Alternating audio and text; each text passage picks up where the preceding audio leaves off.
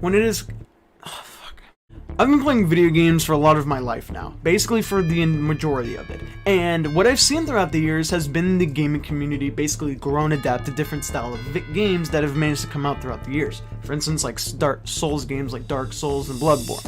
However, recently in the last few coming years, I've noticed something very particular in the gaming community, and that's the fact that they think that the critics' opinions is their own.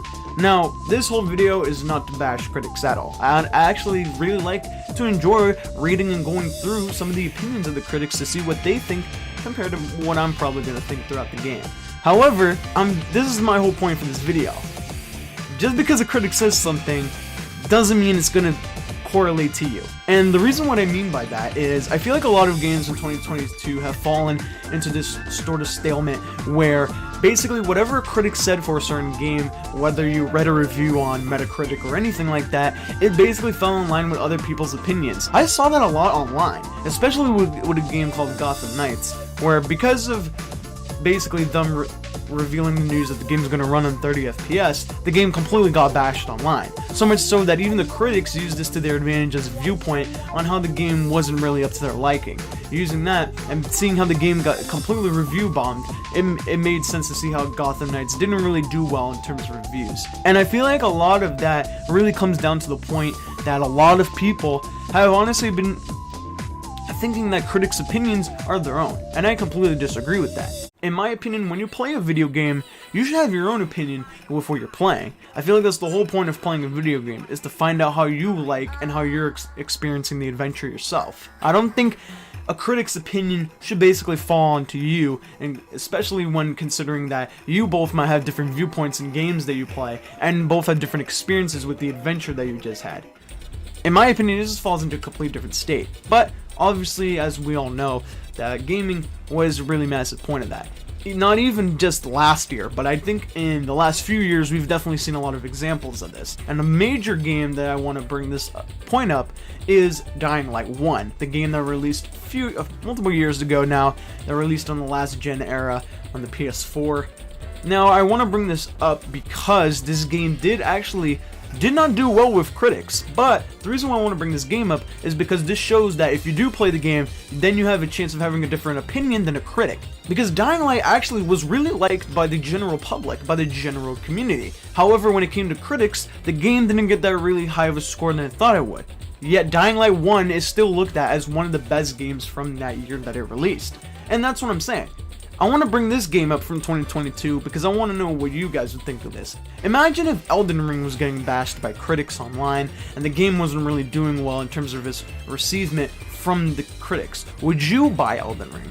Because I know a lot of people didn't buy stuff like Saints Row, Gotham Knights, even Dying Light 2 because of these opinions from these critics, even though that some people's opinions might be different. And that's what I'm trying to say in this video, is that a lot of people's opinions are very stuck up on what critics say nowadays in terms of gaming. And that's what I'm worried about, because the thing is, I feel like in order to really enjoy an adventure, you have to experience it yourself. I don't think you should let critics basically let you follow in what they had, because again, like I said before and previously already on this video, you kind of have a different viewpoint in terms of the adventure that you just experienced in this game than a critic's. And that's the whole point I want to bring up in this video, because I feel like it's very important to basically analyze your whole experience. For instance, a critic might not like Metal Gear Solid 4, but you can. A critic might not like Sonic Frontiers, but you can. A critic might not like Dying Light 2, but you can. And a critic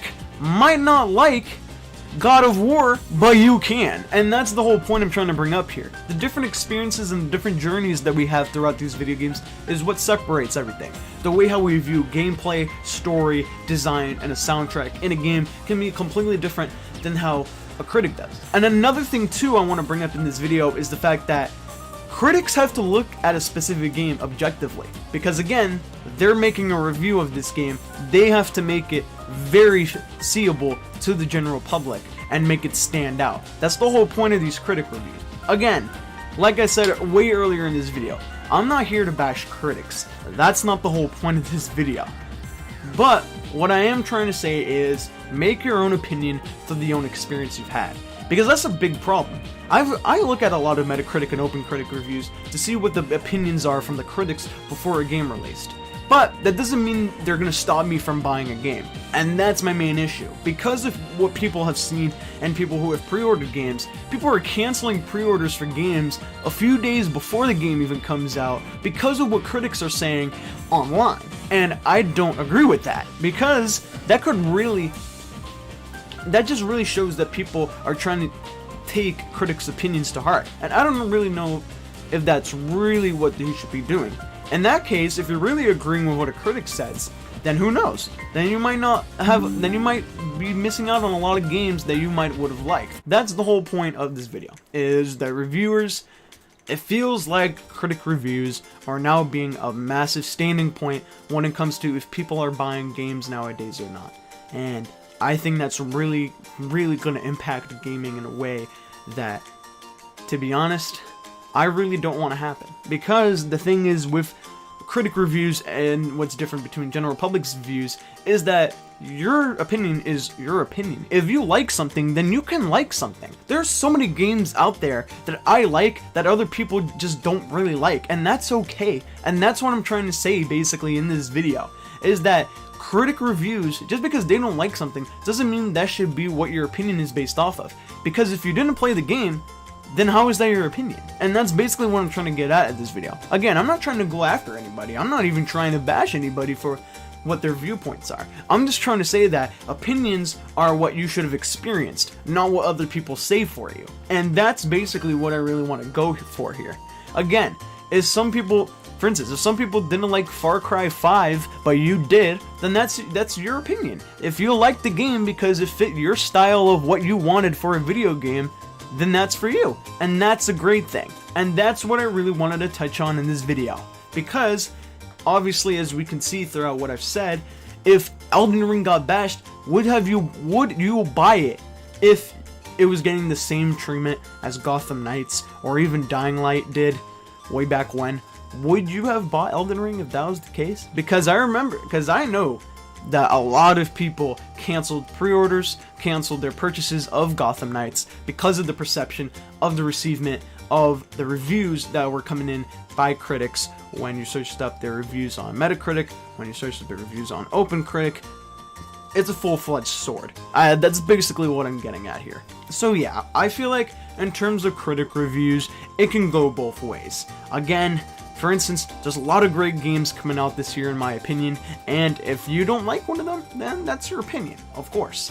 But another thing too that we also have to consider is the fact that just because it's your opinion doesn't mean somebody else is going to agree with it. And again, that's okay. And that's what I'm trying to say in this video.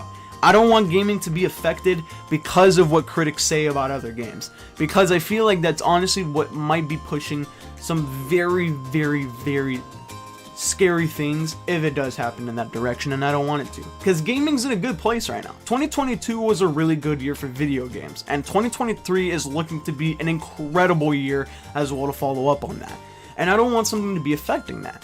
So what I'm basically saying is that when you go and buy a game, stand by what you did and stay with the game, and once you get it delivered to you, make sure you play it, because that's the whole point of this, what this video is trying to say to you.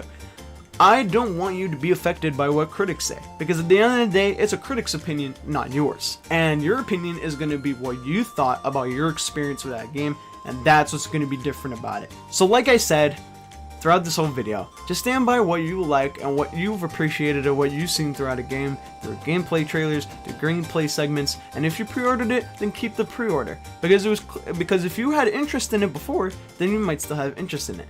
And again, don't let critic reviews obviously affect that.